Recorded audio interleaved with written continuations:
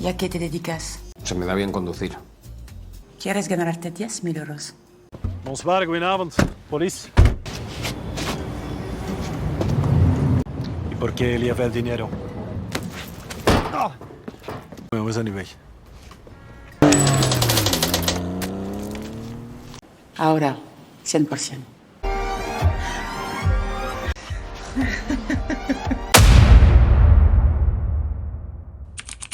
Di awal film, kita diperkenalkan dengan seorang pria yang bernama Ivan.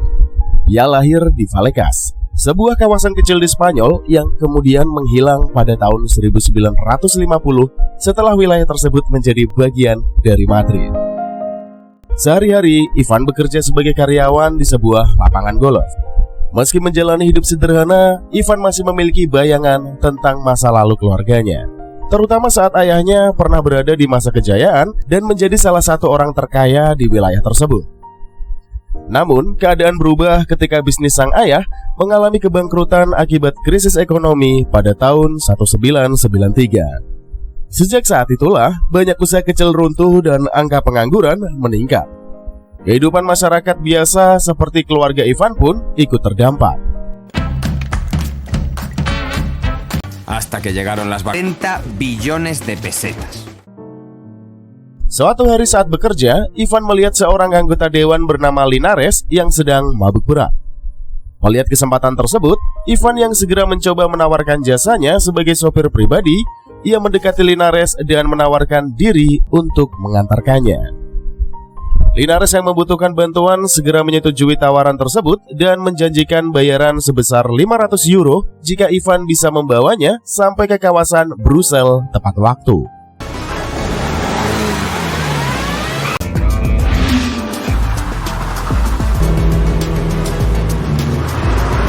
Sesampainya di sana, Linares bertemu dengan seorang wanita bernama Anne. Dari pertemuan mereka, terlihat bahwa Anne tidak puas dengan sikap Linares. Setelah urusan mereka selesai, Linares pergi dan ternyata hanya memberikan Ivan bayaran sebesar 300 euro, tidak sesuai dengan kesepakatan awal. Merasa dirugikan, Ivan kemudian mendekati Anne dan mengatakan bahwa Linares telah mengambil sebagian uang miliknya. Awalnya Anne tidak percaya, tetapi setelah memeriksa kembali uangnya, ternyata memang ada sebagian yang hilang. Karena melihat keberanian dan kemampuan Ivan, Anne kemudian bertanya apakah Ivan mampu bekerja lebih baik dibandingkan Linares. Setelah mengetahui bahwa Ivan sebelumnya pernah menjadi seorang kurir dan pengemudi profesional, Anne menawarkan pekerjaan dengan bayaran sebesar 10.000 euro jika Ivan mampu menyelesaikan tugas yang diberikan. Untuk mendapatkan bayaran dari Anne, Ivan diberi tugas untuk menemui seorang pria bernama Escames yang merupakan atasan Anne. Tugasnya adalah mengantarkan seekor kuda pesanan Escames yang akan diberikan sebagai hadiah ulang tahun untuk putrinya Leticia.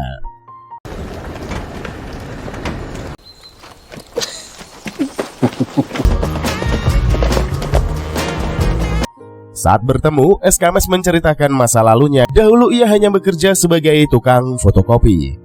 Namun di suatu hari, seorang jurnalis datang membawa dokumen rahasia untuk difotokopi. Karena penasaran, Escames diam-diam membaca isi dokumen tersebut dan membocorkan informasi di dalamnya kepada pemerintah. Sejak saat itulah, Escames mulai dipercaya oleh banyak pejabat. Hubungannya dengan para pemimpin daerah membuatnya memiliki akses luas ke berbagai kelompok penting. Dengan koneksi tersebut, Escames kemudian menjalankan bisnis pencucian uang dan mendapatkan keuntungan dari setiap transaksinya. ¿Trabajas para Anne? Es mi primer viaje. Setelah menyelesaikan tugasnya, Ivan melakukan perjalanan kembali dari Brussels menuju ke Madrid sambil membawa sebuah koper berisi uang milik Escames. Di tengah perjalanan, Ivan dihentikan oleh dua polisi. Mereka memeriksa identitas Ivan dan bertanya tentang isi bagasi mobilnya. Ketika menemukan uang dalam jumlah yang besar, polisi tersebut mulai curiga dan menanyakan asal uang itu. Namun Ivan berhasil mengelabui polisi bahwa uang tersebut berasal dari hasil penjualan apartemen miliknya. Meski sempat mendapatkan tekanan dari polisi, Ivan tetap mampu menghadapi situasi tersebut hingga akhirnya kedua polisi itu pun pergi. ¿Y por qué lleva el dinero? Ja, we zijn niet weg. Ketika sampai di rumah N, Ivan pun baru mengetahui bahwa kedua polisi yang menghentikannya ternyata adalah orang suruhan N.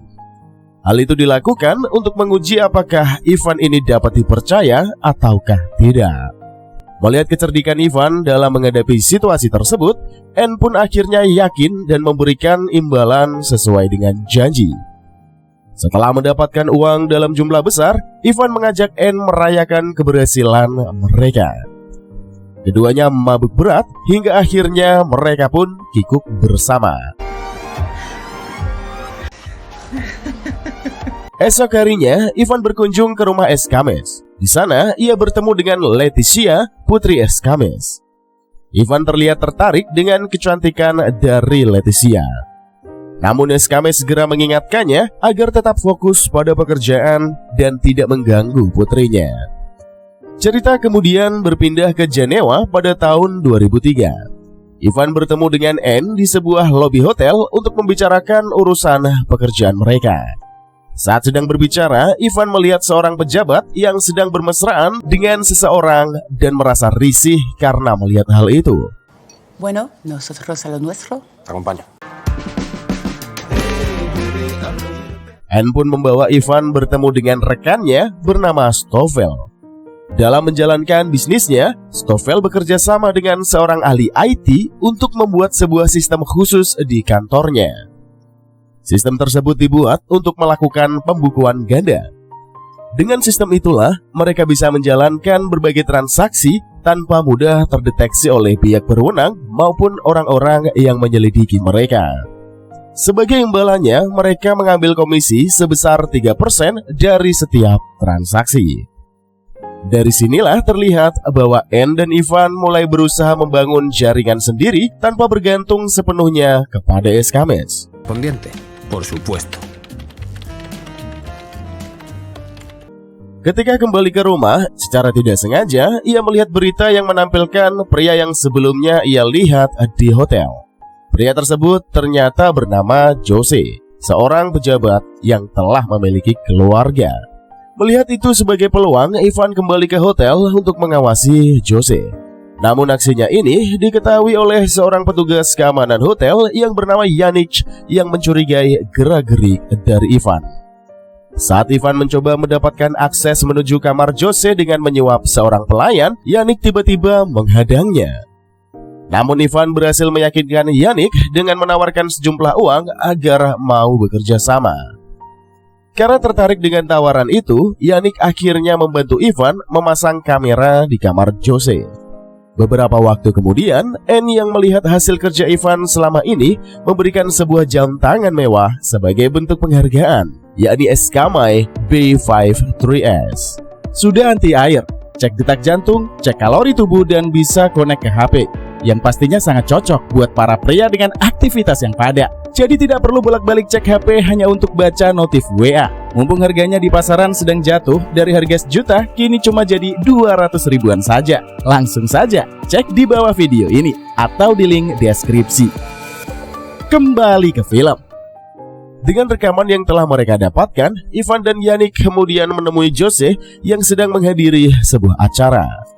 Mereka memperlihatkan video yang menunjukkan aktivitas pribadi Jose.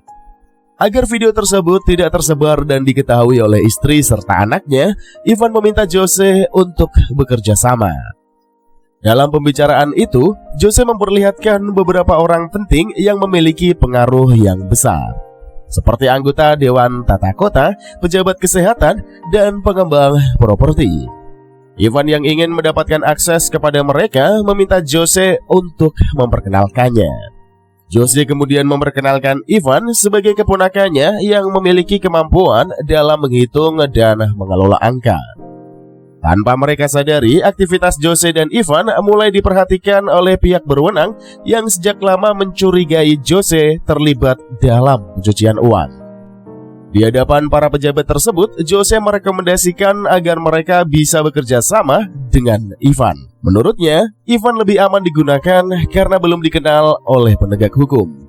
Berbeda dengan Escames yang sudah mulai menjadi perhatian dari banyak pihak.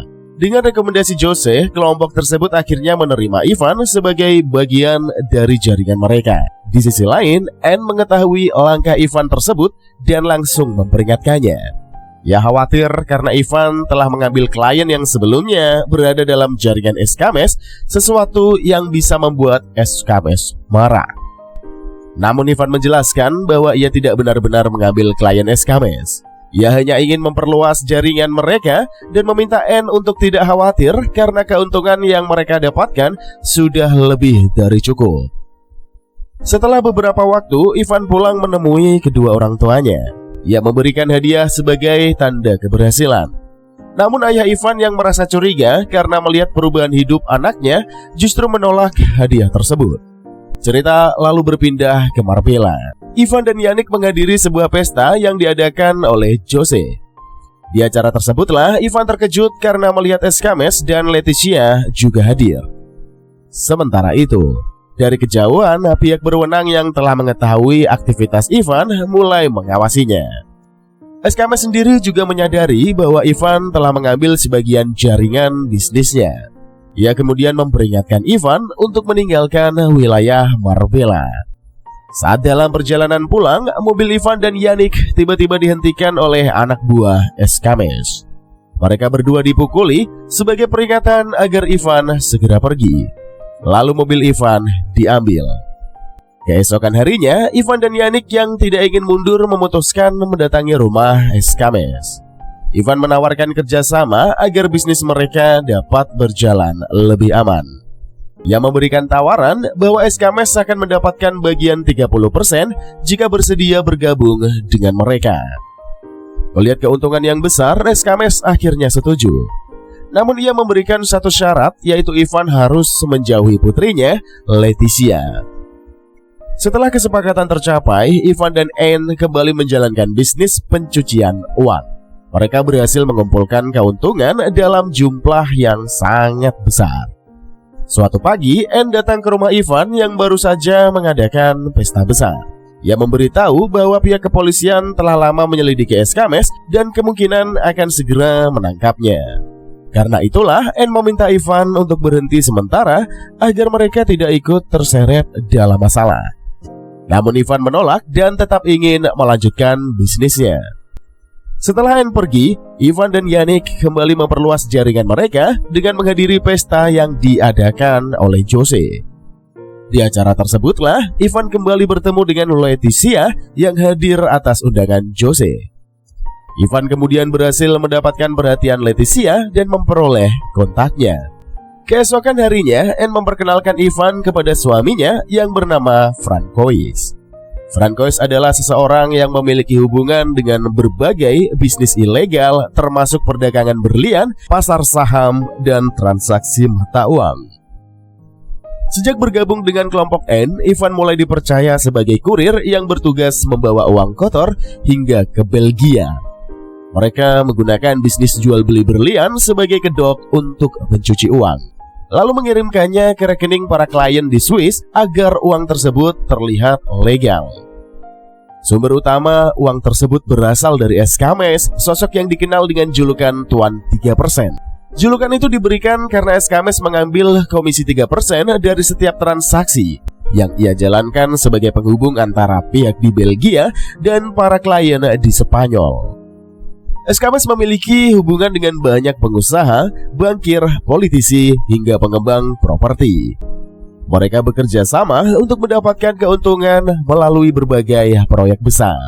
Ada yang mengubah status lahan milik negara, ada yang memberikan akses pinjaman, dan ada yang membangun properti di atas tanah yang telah disiapkan sebelumnya.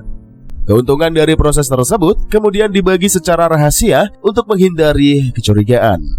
Escames bertugas mengumpulkan seluruh uang tersebut dan mengambil bagian 3% sebelum mengirimkannya ke Belgia. Semua uang itu berasal dari praktik yang memanfaatkan sistem pemerintahan dan kepentingan dari para pejabat. Sepulang dari pesta, Ivan menyadari ada sebuah mobil abu-abu yang terus mengikuti perjalanannya. Merasa curiga, Ivan menghampiri orang-orang di dalam mobil tersebut dan meminta mereka membawanya bertemu dengan atasan mereka. Ivan dan Yannick akhirnya dibawa ke kantor polisi untuk bertemu dengan seorang kepala detektif bernama Manuel Roy. Selama ini, Roy memang sedang melakukan penyelidikan terhadap jaringan pencucian uang yang melibatkan Escames. Setelah melakukan penyelidikan panjang, Roy menyimpulkan bahwa Ivan memiliki hubungan dengan pencucian uang yang dilakukan oleh Jose. Ivan dan Yannick mencoba menjelaskan bahwa mereka hanya menjalankan tugas sebagai kurir dan tidak mengetahui apapun tentang bisnis tersebut. Namun Roy mengetahui bahwa uang yang dibawa Ivan ini merupakan uang ilegal milik Jose yang nantinya akan dicuci melalui jaringan Escames. Karena terus mendapatkan tekanan, Ivan akhirnya mengungkapkan informasi tentang praktik pencucian uang yang dilakukan oleh Jose dan Escames. Setelah keluar dari kantor polisi, Yannick mulai merasa takut. Ia khawatir jika Jose dan Escames tertangkap, mereka akan mengetahui bahwa dirinya dan Ivan adalah orang yang memberikan informasi kepada polisi. Untuk menghilangkan jejak, Ivan memberikan sejumlah besar uang kepada Yannick agar ia pergi ke luar negeri dan memulai kehidupan yang baru. Sementara itu, Ivan sendiri berencana membawa Leticia pergi berlibur ke luar negeri. Keesokan harinya, Ivan mengajak Leticia pergi ke kasino. Di sana mereka bermain roulette dan tanpa sengaja bertemu dengan Anne dan Francois yang juga berada di tempat itu. Beberapa hari kemudian, Inspektur Roy menjalankan operasi besar untuk membongkar jaringan pencucian uang di Spanyol. Dalam operasi tersebut, Jose, Escames, dan sejumlah klien mereka berhasil ditangkap. Puluhan orang diamankan dan aset bernilai ratusan juta euro disita oleh pihak berwenang. Melihat berita penangkapan itu, Leticia yang sehabis kikuk dengan Ivan pun terkejut dan memutuskan kembali ke Madrid untuk mengetahui bagaimana keadaan sang ayah. Setelah Leticia pergi, Ivan memberitahu Anne bahwa selama Jose dan Escames berada dalam penjara, ia akan memanfaatkan kesempatan itu untuk mengambil alih aliran uang mereka. Anne memperingatkan Ivan agar tidak kembali menjalankan bisnis ilegal karena resikonya semakin besar. Namun Ivan tetap ingin melanjutkan rencananya dan mengambil jaringan milik Jose. Tidak lama setelah itu, Ivan mendapatkan kabar buruk dari ibunya. Ayah Ivan meninggal dunia.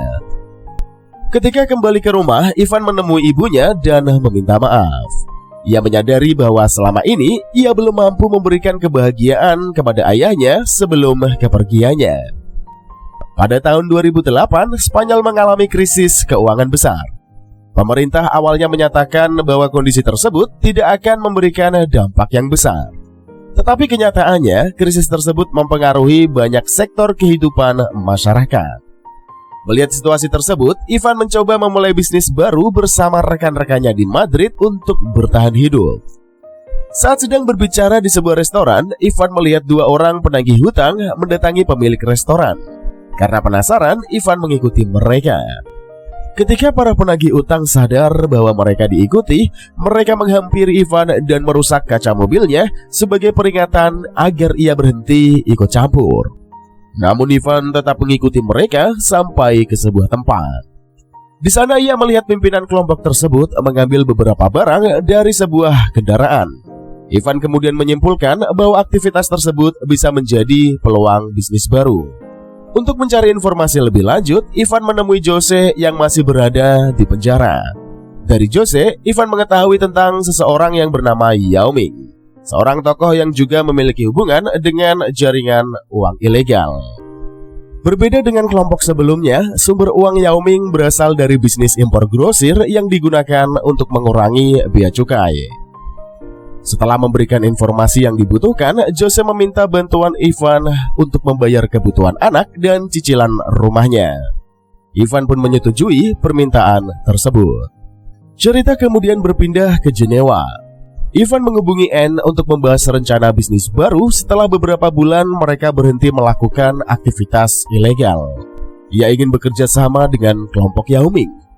Karena kondisi semakin sulit dan akses untuk memasukkan uang ke Swiss mulai terganggu, Ivan membawa Anne menemui Yao Ming. Berdasarkan informasi dari Jose, Ivan mengetahui bahwa Yao Ming memindahkan uang menggunakan jaringan pengiriman makanan. Ivan menawarkan kerjasama dengan skema baru. N yang membutuhkan cara untuk memindahkan uang dari Swiss ke Spanyol, sedangkan Yao Ming memiliki akses untuk mengeluarkan uang tunai di Spanyol. Rencananya uang mereka akan dikirim ke rekening Yao Ming di Cina, lalu Yao Ming akan membayar kembali dalam bentuk uang tunai di Spanyol. Jika berhasil, Ivan dan N akan mendapatkan komisi 3% dari transaksi itu. Sementara sebagian keuntungan akan diberikan kepada Yao Ming. Untuk membuktikan keseriusan, Ivan pun memberikan uang jaminan sebesar 33 juta euro kepada Yao Ming. Melihat jumlah tersebut, Yao Ming akhirnya menerima kerjasama itu. Mereka pun kembali menjalankan bisnis pencucian uang dengan skala yang lebih besar. Suatu malam, ketika Ivan dan N berada di lobi hotel, Escames dan Leticia datang menghampiri mereka. Escames dan Leticia mengetahui bahwa semua perkembangan bisnis tersebut merupakan hasil dari tindakan Ivan. Mereka merasa kecewa karena Ivan telah mengambil jalan yang berbeda.